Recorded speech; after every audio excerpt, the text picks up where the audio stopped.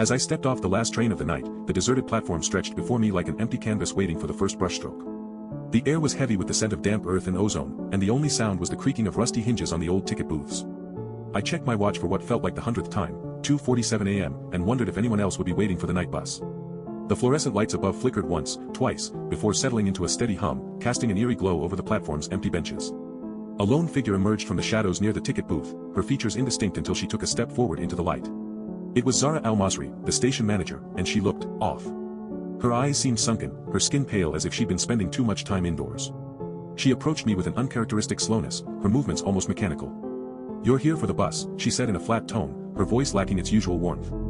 I nodded, trying to read her expression, but it was a mask I couldn't decipher. As we walked toward the platform's exit, she kept glancing over her shoulder, as if waiting for someone, or something, to follow us out into the night. The bus pulled up at 3:05 a.m. with a soft hiss of air brakes, and Zara gestured me aboard without a word. The driver, a gruff man I'd seen before but never really noticed, gave me a curt nod as I settled into my seat near the back. As we lurched forward into the darkness, I couldn't shake the feeling that something was off, not just the bus's usual late-night emptiness, but Zara herself. The ride was uneventful until we hit the outskirts of town, where the buildings gave way to fields and scrubby trees. The road narrowed, and our headlights cast long shadows across the pavement. I glanced out into the darkness, feeling a growing sense of unease that had nothing to do with the bus's usual potholed ride. And then, without warning, Zara stood up from her seat near the front, her movement sudden as she leaned forward over the driver. "We're taking the next turn," she said, her voice barely above a whisper, but it carried across the empty seats like a whispered secret.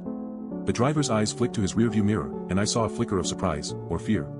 Before he nodded almost imperceptibly. The bus veered sharply left onto a side road, its tires screeching in protest as we hurtled towards some unknown destination in the blackness beyond. I felt my heart rate quicken, my skin prickling with gooseflesh as I realized that something was terribly wrong, and Zara Al-Masri knew exactly what it was.